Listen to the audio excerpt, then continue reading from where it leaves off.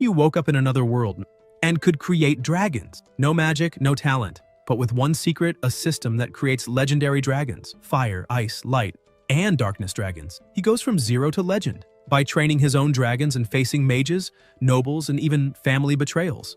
Magic Academy. But the more power he gains, the closer he gets to a dark secret. Not everything that shines is magic. From nobody to the legend of dragons. Start creating dragons today. In the Arandi Empire, in the Lanster Fief, at a school, the teacher told the children that today they would learn about mages. She said that meditation is very important, as long as a person can concentrate, and that anyone can do it. Among the children, there was a slightly older boy. He wondered if that was really true. His name was Lynn Lanster. He felt a bit down, as it had already been 8 years since he'd entered preschool. Some brats his age had already become mages capable of being independent. However, he still couldn't even meditate. He looked at his hand, saying that if he wanted to discover the truth from that year, then he needed to become a sage-level mage. Suddenly, something hit his face. The children ran to him, apologizing because they had been distracted while practicing magic and got carried away.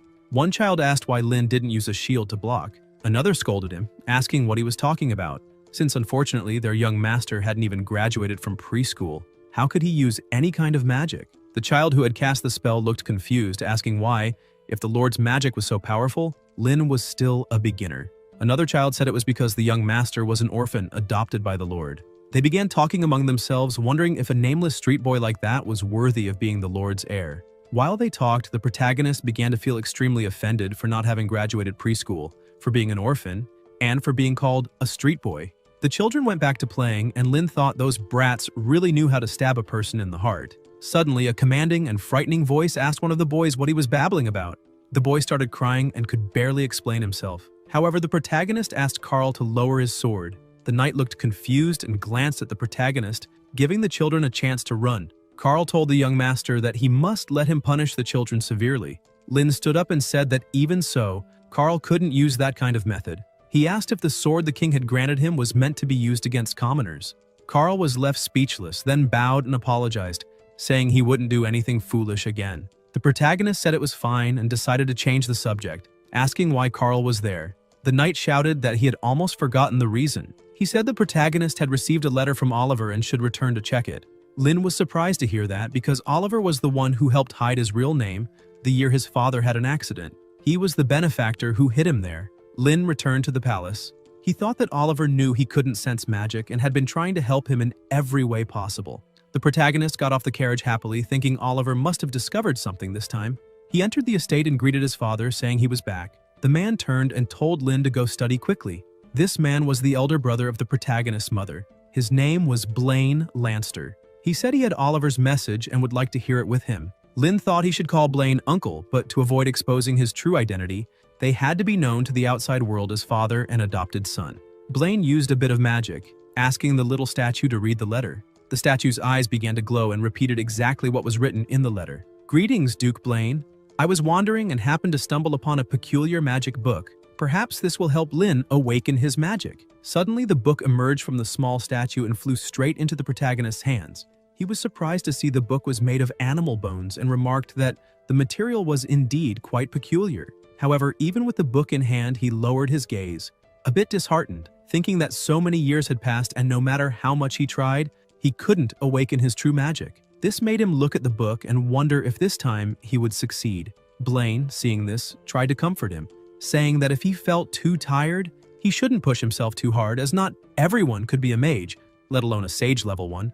The Duke emphasized that if the protagonist wished, he could always live as Lynn Lanster, because it was Zoe who left him in the first place. So why should Lynn carry such a heavy burden for him and force himself to become a mage? The protagonist bowed his head and thanked his uncle for the kind words. However, he emphasized that, as his uncle already knew, his father's betrayal wasn't such a simple matter. Because before, if Lynn came home just 5 minutes late, his father would become extremely anxious and fly across the entire city looking for his son. However, now his father is trapped in the dragon territory, and unfortunately, he doesn't even know if he's alive or not.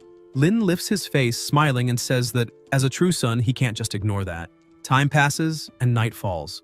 The protagonist goes to his room and lies on his bed. He looks at the book and says he knows his uncle is doing this for him. However, he says that as long as there's a chance to find his father, he won't give up. Because if there's a 1% chance, he'll have 99% faith. The protagonist starts to think that even though he feels that way, in his memories, his father rarely came home. He starts remembering when he was just a child and hears his mother saying that his father brought new toys for him. He thinks that even though his father rarely returned home, every time he did, he would do everything he could to make him and his mother the happiest people in the world. His father always brought new gifts and surprises, and asked how he was feeling and if that toy was more fun than the others he already had. He gave love, affection, and attention whenever he could. Lynn's mother asks Zoe if he's leaving again. He turns and replies yes, asking her not to worry, because if everything goes well, that will be the last expedition.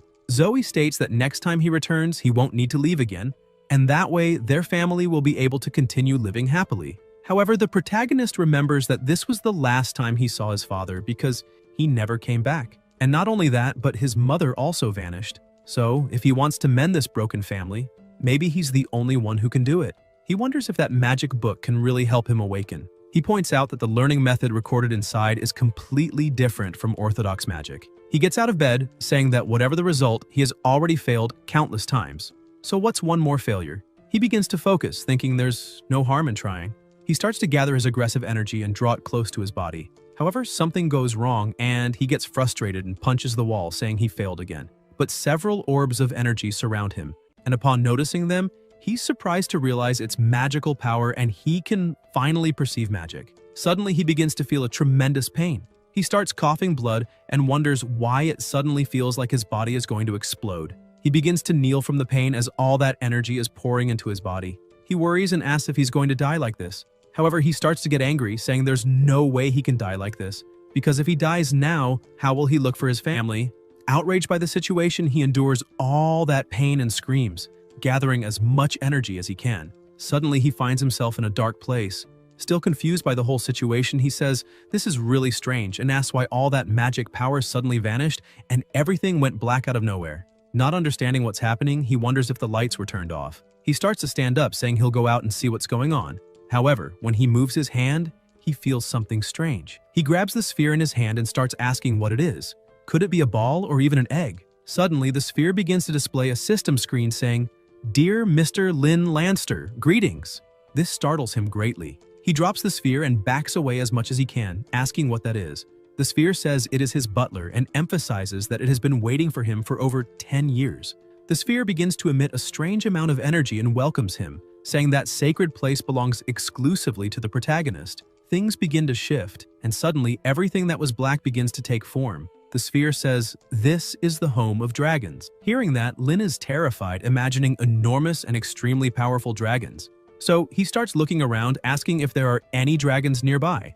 The system says that once the dragon egg in front of him hatches, there will be dragons there. The protagonist is surprised and asks if that really is a dragon egg. The system says that's exactly what it is and emphasizes that this is the first dragon egg the protagonist has received, explaining to him that he cannot return to the real world until he successfully raises his first dragon and completes the basic feeding task. Lynn hits the system, angry, asking if this is a joke and if he'll really be able to return after raising it because once it hatches, the dragon will eat him alive. Suddenly, he hears a noise and looks to the side, seeing the egg's shell cracking. He gets scared as he sees part of the dragon already sticking out. The system, still injured from the protagonist's attack, says that this is a friendly reminder and explains that if he doesn't drip some of his own blood onto the dragon egg before the shell fully breaks, the dragon will indeed eat him after hatching. This makes Lynn even more terrified. Time is running out, and even without understanding what's happening, he takes some of his blood, saying he has to do this to form a bond with that kind of monster that has the power to destroy the world. Before the egg finally cracks, he jumps in to place his blood. Suddenly, an unimaginable amount of energy bursts out of the egg, throwing the protagonist far away. He slowly opens his eyes and asks if he succeeded. Looking in front of him, he sees a small baby dragon. He's even a little relieved, wondering if that's really a dragon, the most terrifying creature in the world. He flicks the dragon, knocking it down. He starts to feel a little calmer, wondering if this is serious, and thinks relieved that it's just a hatchling, so there's nothing to fear. Lynn decides to help the baby dragon and removes part of the eggshell that was blocking its vision. However, the dragon becomes extremely angry, asking how a lowly human dares to touch him, and attacks by kicking him in the face. Seeing this overwhelming strength, Lynn says that it really is a dragon, and apparently he can understand the dragon's language, probably thanks to the system. Several system windows pop up in front of him saying, "Task completed. Congratulations on acquiring your first dragon. Dragon Creator. You have earned 5 experience points and 50 gold. You've been awarded the beginner reward, 1,000 gold. The system explains that gold can be used to buy feed, field structures, and field expansions. System gold and real-world gold are equivalent at a 1-to-1 exchange rate. Lin starts to get a little more excited and asks if he can really use real money. The system asks him to continue the main task and explains that he needs to build a fire-type dragon nest. The reward is 5 experience points and 50 gold. The protagonist holds the baby dragon in his hands and asks if he really has to build a fire-type dragon nest, because if that's true, then he should build a home for that little hatchling. The baby dragon starts to get angry and tries to breathe fire at the protagonist, saying that no one would appreciate a house made by a human and asking if he's joking. However, Lin doesn't even care about what the baby dragon is saying and starts messing with the system. He notices he can build a beginner fire-type dragon nest with just 100 gold, and that's not expensive at all. The dragon keeps complaining, asking the protagonist to let him go because how could he use a house made by a human? Suddenly, something starts being built nearby, and quickly the system notifies that the area has been expanded and congratulates him for completing the task, stating that he earned 5 experience points and 50 gold. Beginner Fire-type Dragon Nest, Fire-type Dragon's Paradise, Growth, 1 more day, can hold up to 500 gold. Seeing that, the little dragon is completely delighted by the place. Without a second thought, he jumps right into the little volcano, enjoying the moment. Lin asks the hatchling if he didn't just say he didn't want that and calls him a big liar. But at least, he says, his body is honest. The protagonist looks at his little dragon and says that, with the way it keeps yelling ya ya ya all the time, it should just be called ya ya. However, he hears a noise and, paying attention to the dragon, notices that it's asleep. He's surprised, saying that look, this creature really has a very simple mind. After the dragon falls asleep, the protagonist decides to follow some of the system's instructions and completes a few basic tasks. Everything is finished with just a few taps. It's quite comfortable to be a dragon breeder. The plants he planted are dragon-scale fruits, one of the dragon race's favorite fruits. Their growth period is only 1 day. After feeding, the dragon's growth will increase by 10. Lin looks at the system and says he's awakened the dragon and completed all tasks and asks if he can leave now. The system tells him to use the command exit to leave that place. When he snaps his fingers and says exit, the entire world he was in begins to fade away and he returns to his bed.